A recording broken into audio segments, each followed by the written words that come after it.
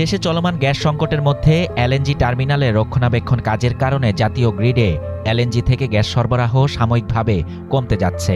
এরই মধ্যে মাসের শুরু থেকে এলপিজি বাজারে সংকট ও দামের চাপ পরিস্থিতিকে আরও জটিল করে তুলেছে। তিতাস গ্যাস কর্তৃপক্ষ জানিয়েছে ২৪ জানুয়ারি শনিবার দুপুর ১২টা থেকে রোববার দুপুর ১২টা পর্যন্ত এলএনজি টার্মিনালে রক্ষণাবেক্ষণ কাজ চলবে।